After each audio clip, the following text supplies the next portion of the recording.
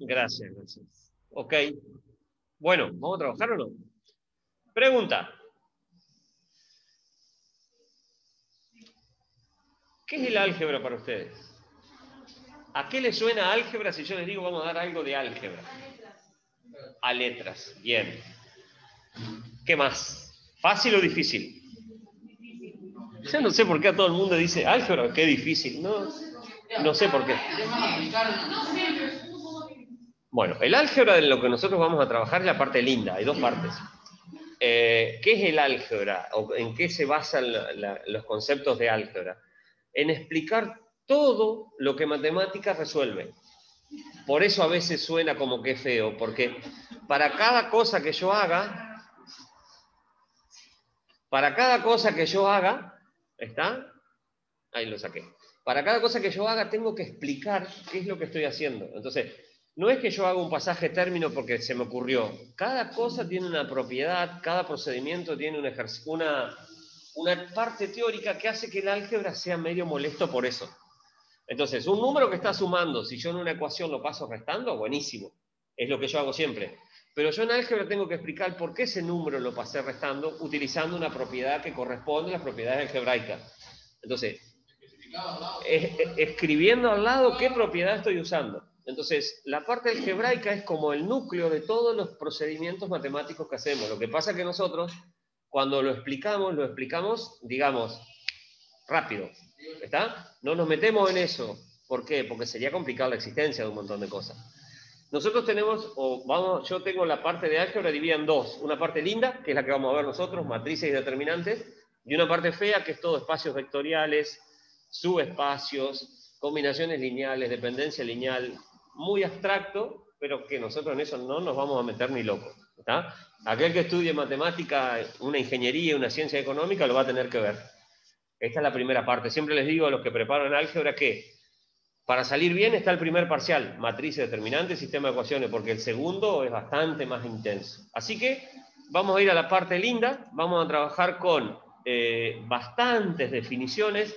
Es necesario que pregunten a partir de hoy todo, porque si no entienden desde hoy, después se empieza a poner como siempre más interesante. Así que paren la clase, no tengo ningún problema en volvérselo a explicar 200 veces, pero no me dejen seguir, porque por ahí yo sigo y a veces esto es nuevo, así que está bueno. Hola chicos, Pereiras, buen día. Hola, buen día. ¿Cómo va? ¿Cómo andan ustedes? ¿Bien? Bien. ¿Vos sos los Bueno, primeros? los primeros en llegar, sí, y los Ah, pues últimos. llegamos antes. Llegamos antes. Sí. ¿Recién se levantan o no?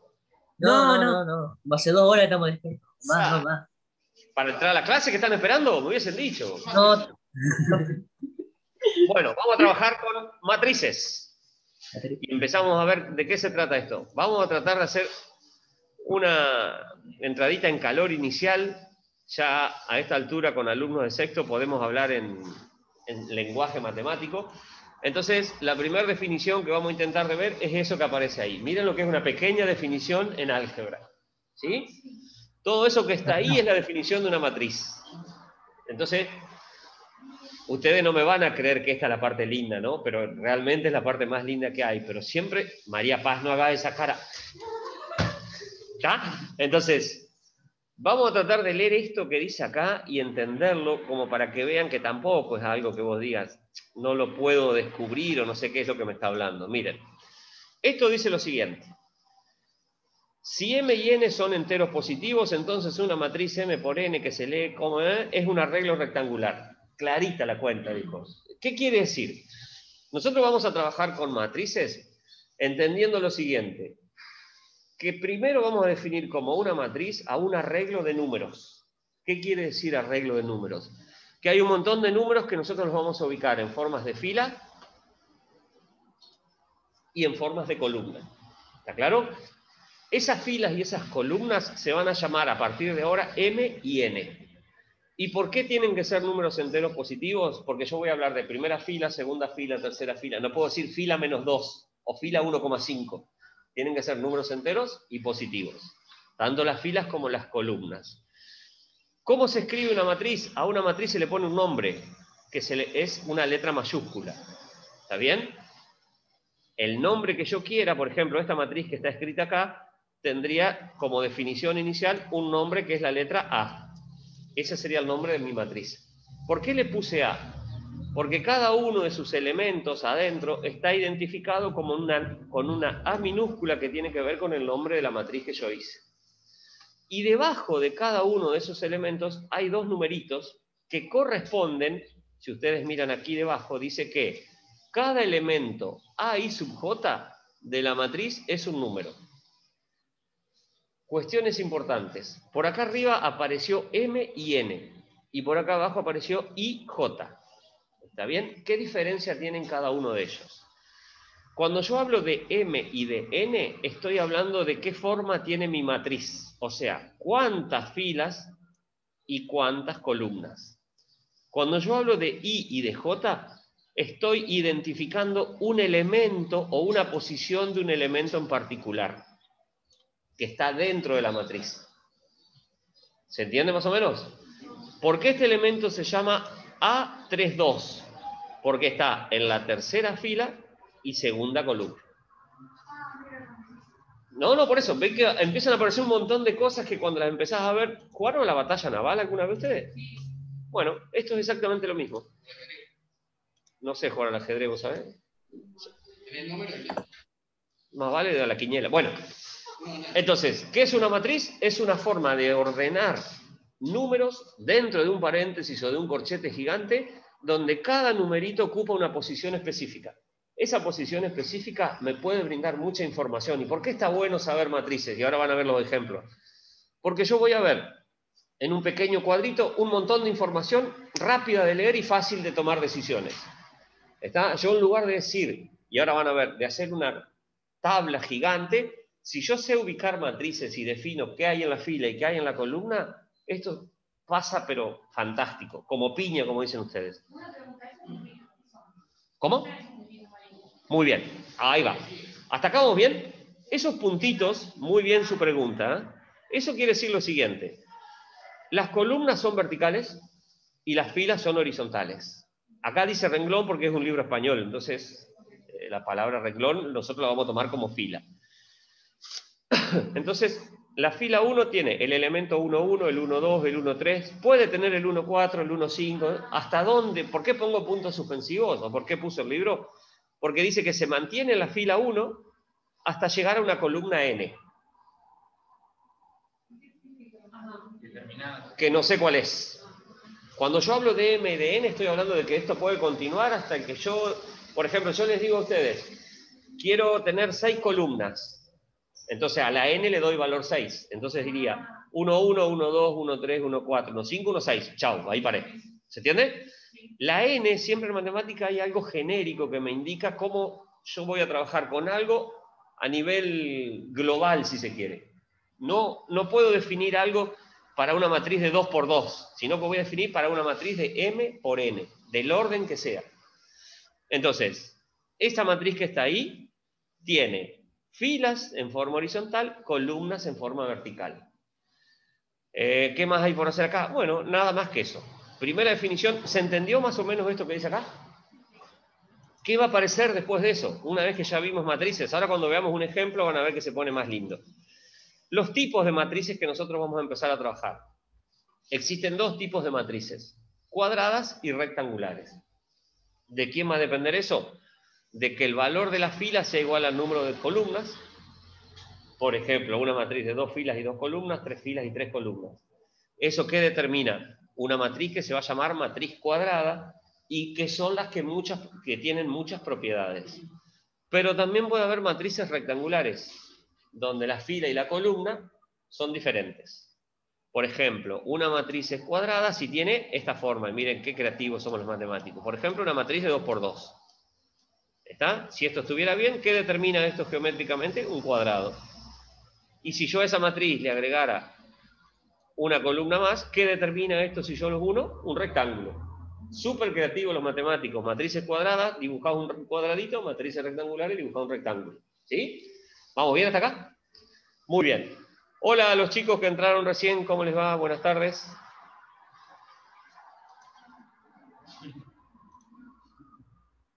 ¿Vamos bien? Seguimos. Hola. Ejemplos. Miren, qué actual es esto. ¿Saben para qué se usa mucho esto? Para aquellos que hacen programas de informática y que tienen que ver con el stock, por ejemplo, de mercadería de un negocio. ¿Está? ¿Por qué les digo esto? Porque a medida que yo organizo en una matriz información, vendo, por ejemplo, vendí este alcohol en gel, entonces en la matriz lo que valía 4 va a pasar a valer 3. Entonces yo, que soy el que programo todo eso, voy indicando cuál es el stock que tengo de la mercadería, apretando simplemente un botoncito de la PC que me dice, tenés que comprar esto porque te quedan 2. Bueno, eso está organizado por medio de matrices. Y uno de los programas que trabaja mucho con eso es el Excel. ¿Sí? Fila y columna es lo mismo que una matriz. Después vamos a ver cómo sumamos matrices, porque con cosas como esta tenemos que sumar, tenemos que multiplicar, tenemos que restar, tenemos que hacer ecuaciones. Se pone re bueno después. Primer ejemplo, simple. Un grupo de enfermos contagiosos, que son estas filas que están acá, ha sido visitado por un grupo de 5 personas, registrándose la matriz de contacto, sería ahí. Fíjense que esto es lo que pasa ahora. A veces te llaman del hospital y te dicen, usted es un contacto estrecho de fulanito de tal, tiene que estar aislado 10 días. ¿Y cómo lo saben? Porque la persona que estuvo le dijo, yo me crucé con fulanito, con el otro, con el otro. ¿Está? Esta información que yo la veo así, digo, ¿qué sé yo qué es esto? ¿Ven? Acá tengo, por ejemplo, si yo manejara con esta información, yo no tengo que andar preguntándole a la gente con quién se contactó. Porque yo esta información la controlo, digo, el paciente contagioso 2 se juntó con la persona 1 y se juntó con la persona 5. Cuando yo lo dejé ingresar a esa persona, le tomé los datos. Si yo lo estoy controlando y veo que hizo eso, voy a llamar a la persona 1 y a la persona 5 sin necesidad de hablar con el 2. ¿Y eso cómo lo pongo en una matriz? Eso es una matriz que implica todo eso que está ahí. ¿Ven? ¿Ven? Por ejemplo, esto sería el enfermo 1. Tuvo un contacto, 0 contacto con la persona 2, un contacto con la persona 3, un contacto con la persona 4 y 0 contacto con la persona 5. Entonces ahí tengo la información rapidísima para poder investigar. Si viene alguien y me dice, che, el enfermo 3 está complicado, fíjate que ha contagiado 20 veces más que a los otros, entonces ¿qué voy a hacer yo? Voy a ir a la tablita y voy a decir, a esta persona que está acá y a esta persona que está acá, yo le tengo que avisar. Urgente. ¿Se entiende? ¿Sí? Sin necesidad de escribir, sin necesidad de hacer tablas. Entonces, la información que yo tengo es muy rápida y muy ágil. Para eso se utilizan matrices. ¿Vamos bien? Un ejemplo actual. ¿Qué viene después? Un ejemplo también actual. Algún profesor que todavía tome evaluaciones y que grafique todas sus cosas en una tabla. ¿Ven? Yo tengo un montón de información ahí y yo la puedo escribir como una matriz, sabiendo que estos son varones, estos son mujeres, estos son aprobados, estos son desaprobados, estos son ausentes. ¿Sí? ¿Está? ¿Se entiende? Como siempre, las mujeres aprueban más que los varones, pero también desaprueban más de los varones. Pero fíjense lo importante que sería si nosotros en una escuela trabajáramos la información de esta manera. Porque yo de cada profesor tendría una matriz de cierre de trimestre.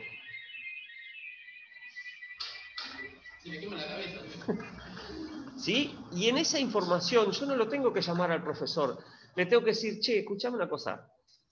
¿Qué hiciste con estos 20 ausentes que tuviste en el primer trimestre? Y si yo tuviera acá al lado una matriz que diga los resultados de la nota que le puse, sí, acá hay 20 que están ausentes y acá están todos aprobados. ¿Qué está pasando con vos? ¿Estás dando clases? ¿Qué estás haciendo, amigo? ¿Ven cómo hay muchas herramientas para que las cosas funcionen bien? El problema es que nosotros las herramientas no las usamos. Y cuando alguien viene a controlarte, o viene a cuidarte, o viene a ver qué es lo que estás haciendo, enseguida te enojas. Ojalá nuestro país tuviera un control donde, con las vacunas, yo no sé cómo se pueden perder con las vacunas, y hay gente que llaman, hay gente que no llaman. Si vos tenés un montón y más ahora con informática, vos le decís a alguien que te arme un programita se vacunó, le marcaba un puntito, no se vacunó, le marcaba otro puntito. Yo no sé lo que va a pasar dentro de 6 meses, porque Hay gente que vacunaron con la Sputnik 1, no hay 2. Ahora viene otra que es 1 y no hay 2. Y vos decís, ¿cuál es la que a mí me toca? Y vos tenés que ir con el carnecito. Ya no existe más, eso no puede existir más. Tiene que haber una base de datos donde sea el control automático. Te digan, número de documento tal. Ah, señor, usted vaya por aquella cola porque le toca tal. No que yo tenga que acordarme cuál es la que me toca presentar el carnet. Dicen que eso en países organizados se hace. Yo no tengo ni idea. Yo hablo de lo que vivo nada más. Entonces, si yo fuera un directivo de un colegio, con esta matriz tengo las evaluaciones del trimestre 1 de Pascal, las evaluaciones del trimestre 2 y las evaluaciones del trimestre 3. ¿Y qué voy a hacer yo? Voy a hacer una estadística, así, che, mira, Pascal tiene sobre 25 varones, le faltan 8 o 10 en cada clase. Y sin embargo, en la nota final, los varones están todos aprobados. Ah, Pascal quiere más a los varones que a las mujeres. Te va a decir, qué bolazo lo que estoy diciendo. Pero eso es una forma de controlar una organización verdadera. Y que me sigan los pasos y me digan, che, ¿por qué? Ven las preguntas, miren las preguntas tontas que hace acá. ¿Cuántos alumnos varones fueron evaluados? Es muy fácil. ¿Cuántos fueron evaluados? 25. Esos y estos. Porque si bien estos fueron evaluados, estos no estuvieron, yo les tengo que poner una nota. ¿Se entiende? ¿Cuántas mujeres fueron evaluadas? ¿Qué porcentaje de mujeres aprobaron? ¿Qué porcentaje de varones? Pero si uno tuviera personas especializadas a cargo de lugares de directivos, sería fantástico esto. Porque habría un control de todo lo que estamos haciendo y entonces sí, che, pero sin que nadie se enoje, ¿no? Mirá, estamos fallando. Esto no podés tener 15 desaprobados. ¿Qué está pasando? Porque hay dos alarmas que yo siempre pongo en educación. Cuando hay muchos desaprobados o cuando hay todos aprobados. Porque nosotros ponemos la llaga y me pasa en forma particular que yo tengo muchos desaprobados. Y entonces, venga Fabián, ¿qué está pasando, querido? De 20 alumnos, 15 están desaprobados con usted. Entonces tengo que dar explicaciones. Pero estaría bueno que al que tiene 20 aprobados sobre 20 le pregunten, ¿por qué hay 20 aprobados? ¿O son tan capos o algo está pasando? Bueno, esas son las cosas que nuestro país no tiene, que es el control numérico, y yo con una matriz lo puedo manejar a la información rápidamente. Y no piensen que esto es difícil, pero hay que tener gente que esté preparada para poder evaluar todas estas cuestiones que están acá. Si alguien falta mucho, va a aparecer acá. ¿Por qué faltaste siempre a las pruebas de Pascal? ¿Ah? Y no pedir un certificado a los chicos que de sexto A que esperen que voy a salir de grabar porque me van a